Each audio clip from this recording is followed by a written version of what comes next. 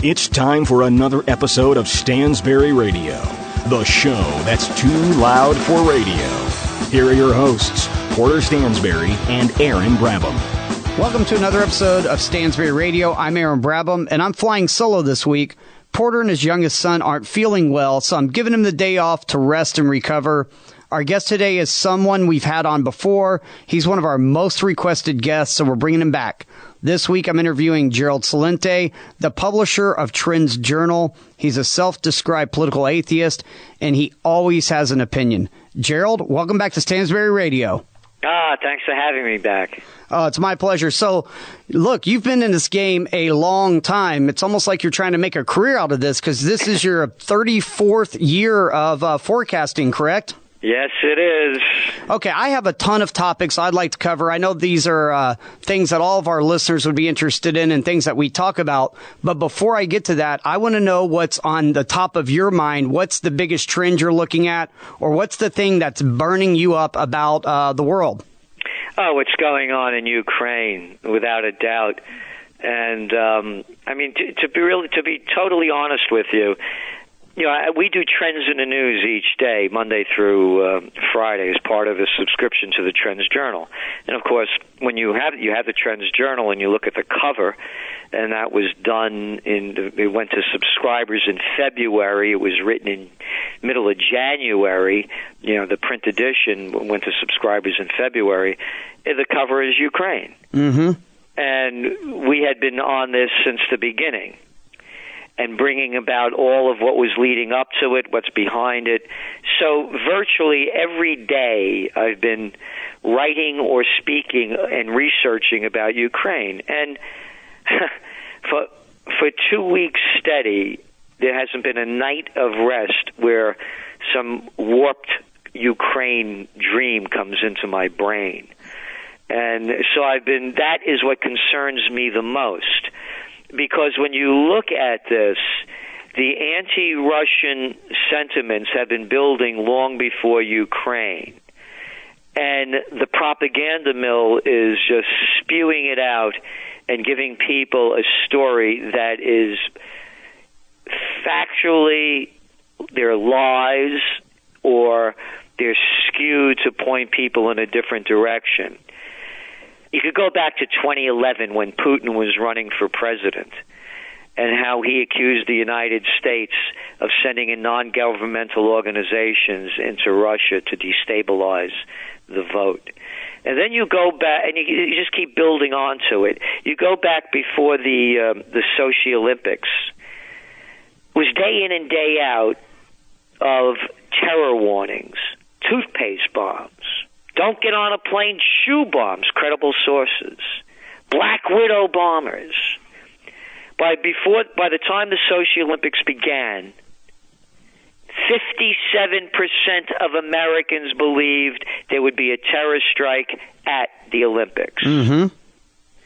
And then, of course, the other propaganda. They're killing all them stray dogs out there in Sochi and getting rid of the people that they don't want to be seen over there because they're too poor and destitute. Oh, and a yellow water, you better not drink it. And look at those toilets side by side. They're not even ready, these hotel rooms. Look what they even had Twitter sites out there to show that kept listing all of what was going on in Sochi. One piece of propaganda after another, and then, of course, as Sochi's going on, the Ukrainian crisis keeps heating up. And then you go back to the Victoria Nuland tapes, the Assistant Secretary of State of the United States, December 13th, 2013, National Press Club, Washington, D.C., her giving a speech sponsored by, right over her left shoulder, Chevron, brought to you by Chevron, who just did a $10 billion deal with Ukraine for shale fracking.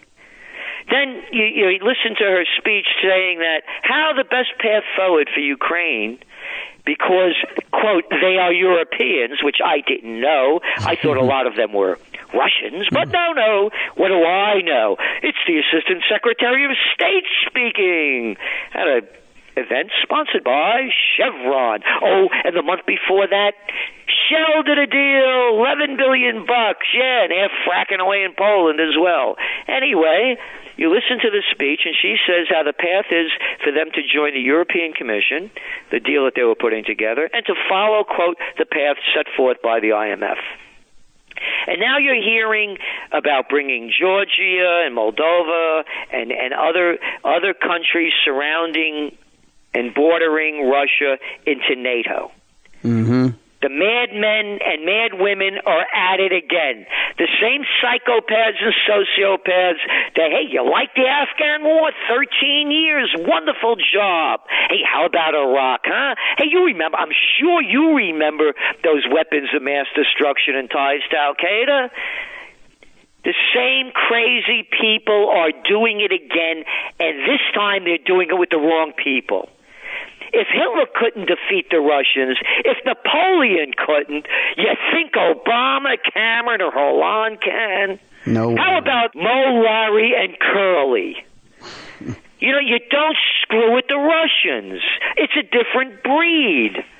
And so this is what concerns me the most, because when all else fails and you pick up the papers, go to, I don't care which one you pick up, you'll go to the Financial Times, the Wall Street Journal, go anywhere you want in the world, read what Lagarde says with the IMF, read about the new studies coming out, where is the economy going, they all agree it's going nowhere.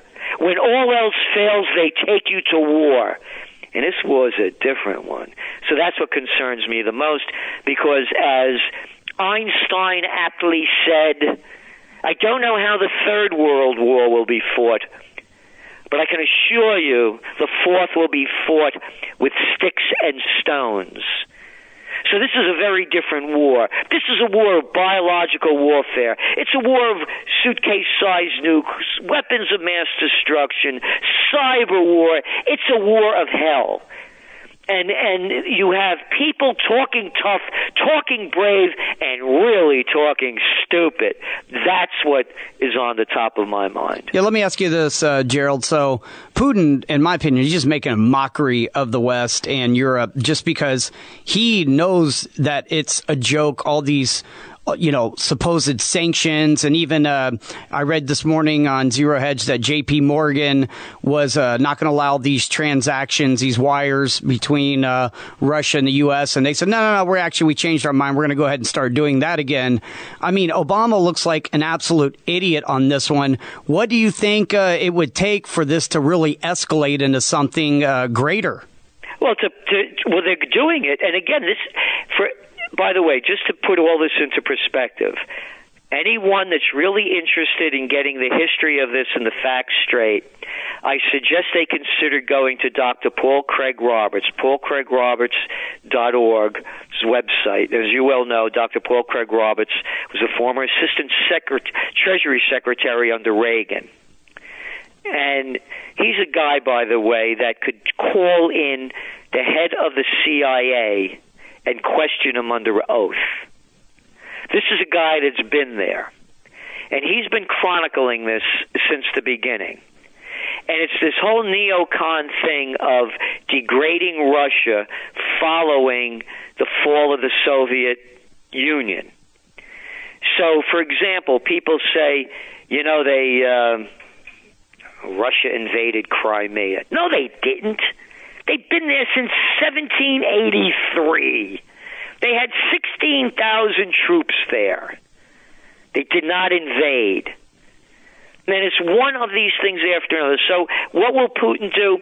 What happened is, if you read back on this, Putin said when they put these sanctions in, he said, you want to get rid of Visa, MasterCard? You wanted to put these sanctions on? He said, fine, do it. He said, it's going to cost you a lot of money. You're losing a good deal over here. Why are you doing it? And that's why they're changing it, because they're losing too much dough. Mm-hmm. So when you look at the situation behind this, again, the other thing that people aren't talking about, the people that are now running the Ukraine government. And you see who they are, the Svoboda Party, the near right. They have major cabinet positions. Prime ministers. You saw that video, I'm sure, of the Svoboda Party, and you can't make this thing up, man. He's the prime minister for free speech, walking into the Ukraine national television station, pushing the guy around that's running it and forcing him to resign on air with a bunch of goons around him. You saw that. Mm-hmm. So you can see the criminality that's going on. You see, I'm an American. I'm up here in colonial Kingston, New York, the foundation of the American Revolution. We have the 1717 Senate House over here. I have 3 buildings. I have the 1750 Franz Rogan House, the 1777 Academy, and the 1763 Dr. Jensen House on the most historic corner in the U.S., the only place where there were stone buildings on each corner that a pre-revolutionary war. I believe in the principles set forth by the Founding Fathers. No foreign entanglements. Simple as that. Mm-hmm. Totally agree.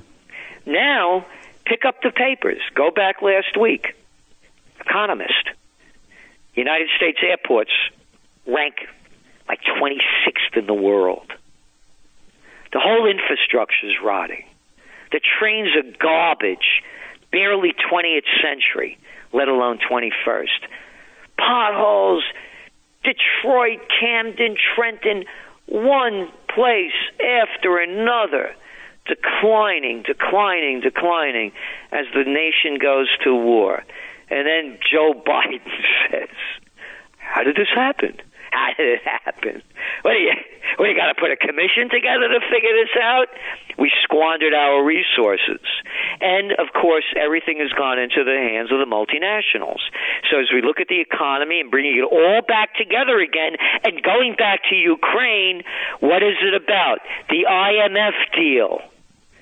It's about the European Union so the multinationals could again destroy yet another country and put it under centralization. They just had an election in France, and the Le Pen party won. And she calls the European Union the Soviet Union of Europe. And I agree with her 100% with the control in Brussels. Every country losing its national identity. Let's whitewash everything. Give people no dignity, no respect, self-respect, no character, no individuality, and let's put them to work for the multinationals. It's a great job in slavelandia. So they're robbing us of our rights, our entrepreneurial abilities, and the freedoms that we used to have by putting it under all one umbrella. And when you go back again to Brussels, and as you well know, I mean, Stansberry, you people are on top of this. You saw what happened with the wonderful deal they just did in Brussels, where now they're centralizing all the banks, and all of those nations are going to lose their banking sovereignty as everything is being put under the umbrella of the multinationals and the banksters. Yeah, let's switch up a little bit, but of course this ties in. So, of course, right now you watch CNBC, you go to Yahoo Finance, all the big media who, of course, have their own agenda. They're talking about China's cash squeeze, but something in your Trends report that you wrote about and something we've been talking about a lot is actually China buying up all the assets in the U.S., both real estate and commercial, residential, entertainment companies like AMC, even our number one pork producer, Smithfield. I mean, the U.S. is in a fire sale right now. Am I right? Yes, the U.S. and much of the world. Mm-hmm. When you look at where the look at the numbers. You have the gap between the rich and the poor in the United States is now the widest of any of the industrialized nations, and it's happening all over. Look at the protests going on throughout the world. In Greece, in Spain, they don't make the news in the States. They had on 2 weeks ago. Millions of people took to the streets throughout Spain. And then the following days, hundreds of thousands of college students. Demonstrations going on everywhere. So the Chinese are coming in and they're buying up all of these properties cheaply because there are so many people going out of business. In Italy, it's said that there's a suicide every other day from business owners. So that have lost their businesses and their lives.